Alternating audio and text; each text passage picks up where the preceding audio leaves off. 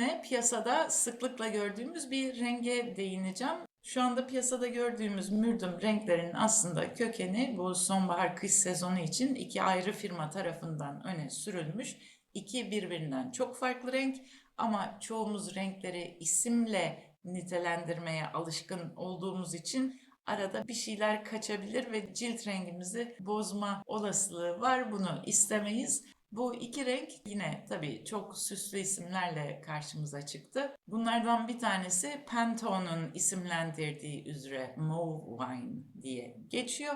Diğer renk ise Coloro firmasının WGSN'le çalışan trend renkleri sunan Coloro firmasının Cherry Lacquer isimli rengi. Toplumun geneli için belki bu iki rengin arasındaki fark çok fazla değil ama müsaadenizle arka planlarından bahsedeyim. Bu renkler hangi kökenden ortaya çıkmışlar? Çünkü amaçlarımızdan bir tanesi de cildimizin sevmediği ya da zihnimizin sevmediği renklerden uzak durmak ve renkler kimi zaman açıldığında, kimi zaman koyulaştığında biz o ana rengin ne olduğunu çok da rahat tespit edemiyoruz. Dolayısıyla bu her iki rengin alt tonlarını size görseller eşliğinde ileteyim. Bir kökenine bakalım, aslına bakalım. Ondan sonra yakışır mı, yakışmaz mı konusuna kendiniz karar verin veya mevsiminizi biliyorsanız, renk grubunuzu biliyorsanız bu kısa videodan faydalanın isterim. Pantone'un Mauve Wine'ı aslına bakarsanız bir mora fuşyaya kaçan bordo gibi görünüyor ve son derece soğuk bir renk. Benim algılayışım bu rengi daha bordo ismi altında. Fakat tabii mağazalarda yan yana durduğunda bu ayrımı yapmak kolay olmakla birlikte ürünü tek başına gördüğünüzde ezbere ah bu mürdüm rengidir bana yakışır ya da yakışmaz sonucuna varmayın isterim.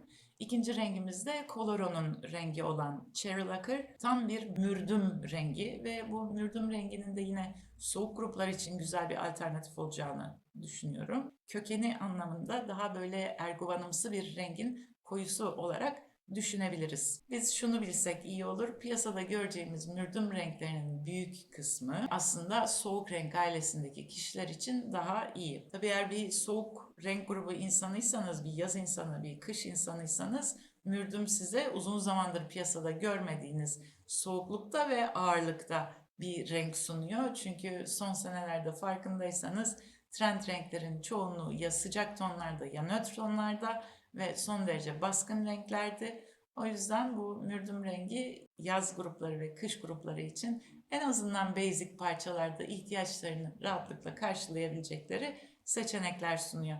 Çoğu kişi yakışıp yakışmamasına bakmaksızın trend renklerin takipçisi olarak belki bu renklere ilgi gösteriyor. Benim size önerim eğer sıcak gruplardan birindeyseniz bu renklere çok da itibar etmeyin. Bazen şu soru geliyor. Alt parçalarda da kullanmayayım mı? Üstünüzde tam tersi sıcak tarafta bir şey varken alt parçada elbette yüzünüze yansımayacaktır ama soğuk aileden bir renkle eşleştirdiğinizde renk uyumu olmasını pek de beklemeyiz. Sıcak gruplardaysanız başka bir önerim olabilir. Rum Raisin denilen yine Pantone'un işte bu son dönem defilelerde sıklıkla görünen ve zamansız olarak adlandırdığı, bana sorarsanız kahverengi ailesinde bulunan renk belki kurtarıcı olacak. Bunları askıdaki giysilerde bir arada gördüğünüzde aslında ayrıştırmanız son derece kolay ama tekil olarak gördüğünüzde biraz zorlanmak söz konusu. Bir yandan bu mürdüm renginin açık ilkbaharlar ve açık yazlar için biraz fazla sert ve koyu kalacağını düşünüyorum. Canlı ilkbaharlar ve canlı kışlar için renk parlaklığını yitirdiğinden dolayı biraz donuk bir görüntü vereceğini zannediyorum. Tam da bu konuda bir blog yazarken Sabah Tümer'in bir programına denk geldim.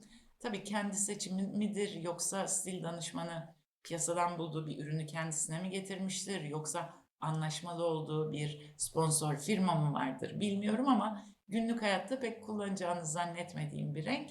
Hani bu fotoğrafta gördüğüm şeyi ben sizle paylaşayım. Genelde biz ne isteriz bir renkten, seçtiğimiz bir renkten, gardırobumuza giren bir renkten?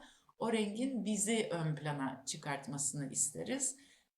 Buradaki durumda biraz farkındaysanız aksesuarlar ön planda, Sabah Hanım'ın yüzü ve kıyafeti arka planda kalmış, hareket eden bir aksesuar aslında gözümüze çalınıyor.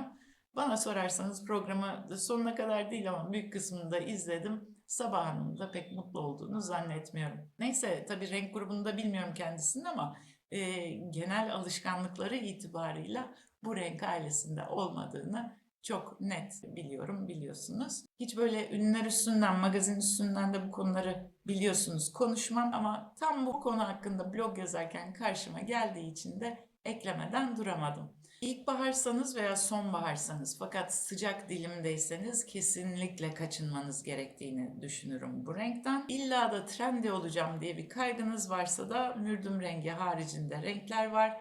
Belki bunlardan bir tanesi Transformative Teal denilen renk olabilir. Trendy olacağım diyen sıcak gruplar için mürdümdense Transformative Teal denilen rengin nispeten orta doygunluktaki, yani bu kadar koyu olup da bu kadar kapanmamış versiyonlarına bir şans vermek ilginç olabilir. İzlediğiniz için teşekkür ederim.